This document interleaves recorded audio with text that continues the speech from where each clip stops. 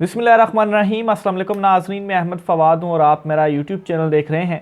अहम खबरों, तजज़िये और तबसरे के साथ आज के व्लॉग में आपकी खिदमत में हाजिर हुआ हूँ। बड़ी खबर और ब्रेकिंग न्यूज़ है सुप्रीम कोर्ट ऑफ पाकिस्तान से इमरान खान के लिए। इमरान खान साहब की ज़मानत के मामले के ऊपर बड़ी अहम पेशरफ़्त सामने आई है, क्योंकि इमरान खान साहब ने ज़मानत के लिए जो सुप्रीम कोर्ट ऑफ पाकिस्तान से रुजू किया था, इब्तदाई तौर पर इमरान खान साहब की यह दरख्वास्त एक्सेप्ट हो गई है। क्या बड़ी खबर है, इस हवाले से कुछ अहम तरीन तफसीलात आपके साथ में शेयर करूँगा। ना सिर्फ ये बल्कि चीफ जस्टिस काजी फ़ाइज़ ईसा की जानिब से इमरान खान साहब को उनका एक बड़ा जो हक है वो दिलवा दिया गया है। काजी फ़ाइज़ ईसा के इस इक़दाम के हवाले से भी एक तहरीरी हुक्मनामा है जो कि छुट्टी के रोज़ ही जारी हुआ है। इस पर भी कुछ अहम तरीन तफसीलात हैं, वो भी आपके साथ में शेयर करूँगा। अडयाला जेल को नोटिस जारी किया है। अडयाला जेल को में पैगाम जो है वो पहुंचाया गया है। इस पर भी कुछ अहम तरीन तफसीलात हैं इमरान खान साहब के हवाले से। ये तमाम तर चीज़ें भी आपके साथ आज के व्लॉग में शेयर करूंगा। सबसे पहले तो नाज़रीन, इमरान खान साहब की साइफ़र मुकदमे में ज़मानत के मामले के ऊपर जो अपडेट सामने आई है वो ये है कि सुप्रीम कोर्ट ऑफ पाकिस्तान में इमरान खान साहब ने जो दरख्वास्त दायर की थी ज़मानत की, इस दरख्वास्त को इब्तदाई तौर पर मंजूर कर लिया गया है और कोई भी एतराज़ इमरान खान साहब की इस दरख्वास्त के ऊपर नहीं लगाया गया। और बाकायदा तौर पर डायरी नंबर जो है वो भी इमरान खान साहब की इस दरख्वास्त को अलॉट कर दिया गया है। यानी कि कोई भी दरख्वास्त जब दायर की जाती है तो उसका इनिशियल स्टेज के ऊपर जो मंजूरी का मरहला होता है वो ये है कि सुप्रीम कोर्ट का जो रजिस्ट्रार ऑफिस होता है वो उस दरख्वास्त के ऊपर कोई एतराज़ ना लगाए। इससे कबल इमरान खान साहब की कई दरख्वास्तों के ऊपर एतराज़ लगे और उससे ये हुआ कि एतराज़ के साथ अगर वो दरख्वास्त समाअत के लिए मुकर्रर भी हुई तो एक लंबे टाइम के बाद, अगर वो दरख्वास्त मंजूर भी हुई तो एक लंबे टाइम के बाद वो दरख्वास्तें फिर एतराज़ दूर होने के बाद दोबारा समाअत के लिए मुकर्रर हुई। तो अब इसमें अहम रिलीफ या खुशखबरी इमरान खान साहब के लिए ये है कि इब्तदाई तौर पर यह दरख्वास्त का जो प्रोसीजर है वो कंप्लीट हो चुका है। कोई भी एतराज़ सुप्रीम कोर्ट ऑफ पाकिस्तान की जानिब से, रजिस्ट्रार ऑफिस की जानिब से इस दरख्वास्त के ऊपर नहीं लगाया गया और जो नंबर है इसका वो भी इसको अलॉट कर दिया गया है। अब ये दरख्वास्त समाअत के लिए मुकर्रर कब होगी, इस हवाले से भी इम्कान है कि नेक्स्ट वीक इमरान खान साहब की ये दरख्वास्त समाअत के लिए मुकर्रर की जाएगी, क्योंकि ये जो वीक है करंट जो आगे 5 दिन होंगे, इन 5 दिनों की जो कॉज लिस्ट है वो already supreme court of Pakistan की जानिब से फ्राइडे वाले दिन जारी की गई है। तो फ्राइडे वाली कॉज लिस्ट के मुताबिक इस वीक के अंदर तो इमरान खान साहब का ज़मानत का जो केस है वो किसी भी बेंच के सामने फ़िक्स नहीं किया गया। अब इसमें हो सकता है कि supplementary cause list supreme court की जानिब से जारी करके तो इमरान खान साहब का ये मुकदमा फ़िक्स किया जा सकता है, लेकिन जो अभी तक कॉज लिस्ट सामने आई है उसके मुताबिक इमरान खान साहब का केस इस वीक के अंदर समाअत के लिए नहीं लगाया गया। नेक्स्ट वीक का इस वजह से इम्कान है, एक तो नई कॉज लिस्ट जारी होगी और दूसरे नंबर पर सुप्रीम कोर्ट ऑफ पाकिस्तान ने जो एक पॉलिसी बनाई थी केसेस की समाअत को मुकर्रर करने के लिए कि किस मुकदमे को प्रायोरिटी दी जाएगी, उसमें जो ज़मानत के मुकदमात हैं उनको भी प्रायोरिटी में रखा गया है। यानी कि ज़मानत के मुकदमात जो होंगे वो अगर सुप्रीम कोर्ट में आएंगे तो वो प्रायोरिटी बेस पर पहले सुने जाएंगे। तो इस हिसाब से इमरान खान साहब का ये जो मुकदमा आया है नेक्स्ट वीक में इसका इम्कान है कि ये समाअत के लिए मुकर्रर हो जाएगा। और इस वक्त जो कानूनी माहिरीन हैं और वैसे भी मुकदमे को देखा जाए तो इस मुकदमे में इमरान खान साहब के बहुत चांसेस हैं कि उनको जो ज़मानत है वो सुप्रीम कोर्ट ऑफ पाकिस्तान से मिल जाए। लेकिन दूसरी तरफ ये भी इस वक्त कहा जा रहा है कि इमरान खान साहब को एक और मुकदमे में गिरफ़्तारी की जो तैयारियां हैं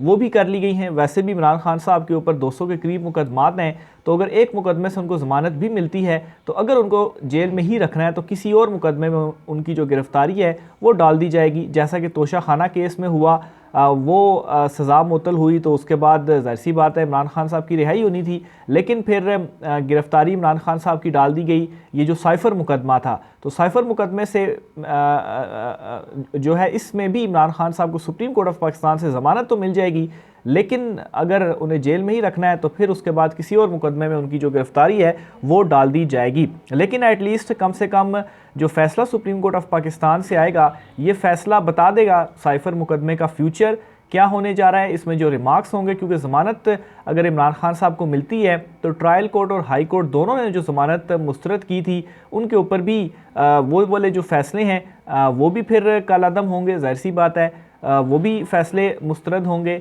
और फिर उसके बाद ही इमरान खान साहब की यहाँ से जो ज़मानत अप्रूव है और फिर उनमें जो रिमार्क्स आएंगे वो भी इस साइफ़र का क्या होने जा रहा है, ये सारी की सारी जो चीज़ें हैं ये इमरान खान साहब का मुकदमा वो तय कर देगा। सुप्रीम कोर्ट ऑफ पाकिस्तान से ये जो फ़ैसला आएगा। दूसरी नंबर पर नाज़रीन, चीफ़ जस्टिस कादी फ़ाइज़ ईसा की जानिब से एक और अहम जो स्टेप है वो उठाया गया है और बुनियादी तौर पर नैब तरमीम केस का जो तहरीरी हुक्मनामा सामने आया है, छुट्टी के रोज़ ही ये जो हुक्मनामा है वो जारी किया गया है। इस हुक्मनामे के मुताबिक इमरान खान साहब को उनका बड़ा एक जो राइट है वो दिया गया है और ये कहा गया है कि अगर इमरान खान साहब पेश होना चाहते हैं सुप्रीम कोर्ट ऑफ पाकिस्तान में इस मुकदमे में नैब तरमीम में, क्योंकि वो मरकज़ी दरख्वास्त गुजार हैं, तो वो पेश हो सकते हैं। और अडयाला जेल सुप्रीडेंट को भी इस हवाले से हिदायत दे दी गई हैं और ये फ़ैसला भी पहुंचा दिया गया है अडयाला जेल में इमरान खान साहब के पास, यानी कि चीफ़ जस्टिस कादी फ़ाइज़ ईसा ने मशरूत कर दिया है इमरान खान साहब की मर्ज़ी से कि अगर इमरान खान साहब आना चाहें सुप्रीम कोर्ट तो वो आ सकते हैं, ना आना चाहें तो वो नहीं आ सकते। और जो एक रुकावट थी कि इमरान खान साहब को दीगर केसेस में भी जो है वो ख़ास तौर पर साइफ़र का मुकदमा जेल में ही सुना जा रहा था और ये कहा जा रहा था जी कि जो सिक्योरिटी है इस वजह से इमरान खान साहब का ये मुकदमा जेल में सुना जा रहा है। तो अगर इमरान खान साहब साइफ़र नैब तरमीम केस में पेश हो जाते हैं सुप्रीम कोर्ट ऑफ पाकिस्तान में तो वो जो सिक्योरिटी वाला मसला है उसका जवाब भी मिल जाएगा, यानी कि इमरान खान साहब को अगर अदालत लाया जाए तो सिक्योरिटी की जो सूरत हाल है, जो सिक्योरिटी का बंदोबस्त है वो किया जा सकता है और इमरान खान साहब अदालत पेश हो सकते हैं। फिर यही रीज़न उस साइफ़र मुकदमे की जो सीक्रेट समात इस वक्त जेल में चल रही है उस मुकदमे में भी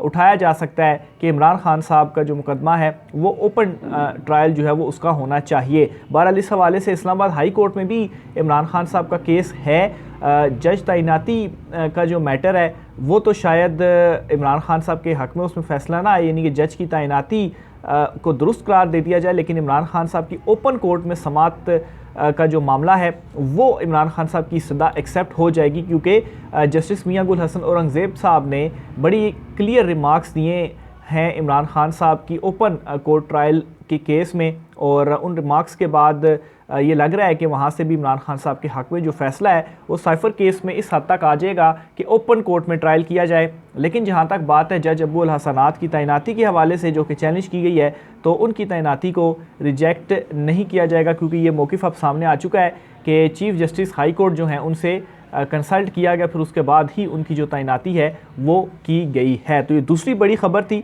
इमरान खान साहब के हवाले से और ये दो बड़े रिलीफ्स हैं जो कि इमरान खान साहब को मिले हैं। इसके बाद नाज़रीन 90 रोज़ में इंतखाबात का जो मुकदमा था, इस मुकदमे का भी तहरीरी हुक्मनामा चीफ़ जस्टिस कादी फ़ाइज़ ईसा की जानिब से 10 सफ़हात पर मुश्तमिल जारी कर दिया गया है। 8 फरवरी को इंतखाबात हो रहे हैं, सुप्रीम कोर्ट ऑफ पाकिस्तान ने मोहर लगा दी है, लेकिन इस तहरीरी हुक्मनामे में दीगर भी कुछ बातें हैं जो कि चीफ़ जस्टिस कादी फ़ाइज़ ईसा की जानिब से लिखी गई हैं। ये तहरीरी हुक्मनामा आपके सामने मैं रखता हूँ, फिर इसके ऊपर मज़ीद जो है वो बातचीत करते हैं। इंतखाबात सुप्रीम कोर्ट ने 90 दिन में इंतखाबात के लिए दायर दरखास्तें निपटा दी। सुप्रीम कोर्ट ने इंतखाबात केस का 10 सफ़हात पर मुश्तमिल फ़ैसला जारी कर दिया है, जिसमें कहा गया है कि अदालत ने सदर और इलेक्शन कमीशन को तारीख़ के तयन में सहूलत कारी की। इंतखाबात की मुकर्ररा तारीख़ 8 फरवरी पर तमाम फ़रीक़ैन मुत्तफ़िक़ हैं। वक्त आ गया है कि अदालतें गैर ज़रूरी तौर पर ऐसे तनाज़ात का हिस्सा ना बने जिनसे वक्त ज़ाया हो। अच्छा, मज़ीद ये कहा गया है जी कि इलेक्शन कमीशन ने सदर के ख़त का कोई जवाब नहीं दिया। सदर के ख़त और इलेक्शन कमीशन के मौक़िफ़ से अदालत मुश्किल में आ गई। आइन और कानून में अदालत का इलेक्शन की तारीख़ मुकर्रर करने का इख्तियार नहीं। कोई इदारा दूसरे के आइनी हदूद में मुदाखलत करे तो नताइज संगीन होंगे।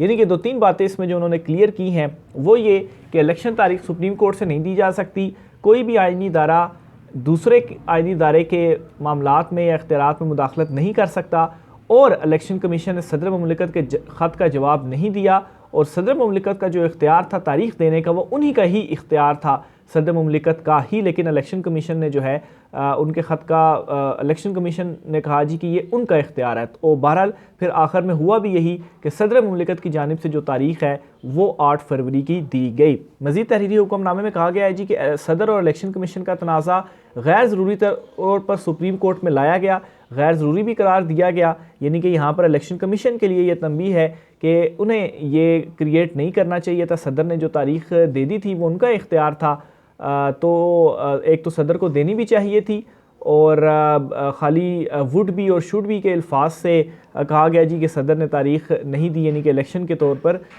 इलेक्शन की तारीख़ क्लियरली उन्हें देना चाहिए। तो ये कहना चाहिए था कि इलेक्शन इस तारीख़ को करवाए जाए। उन्होंने इलेक्शन कमीशन पर डाला जी कि इस तारीख़ को होने चाहिए। तो ये असल में वो अल्फाज थे जिसकी वजह से बात सदर मुमलिकत के ऊपर आई, लेकिन ये तय हो गया कि तारीख़ देना सदर का इख्तियार है।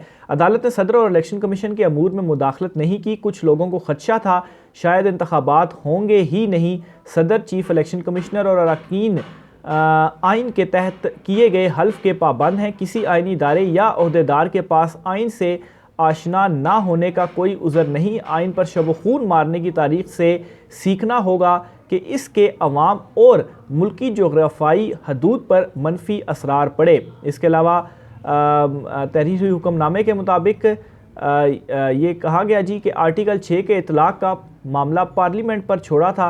इंतखाबात की मुकर्रर तारीख़ 8 फरवरी पर तमाम फ़रीक़ैन मुतफ़िक हैं।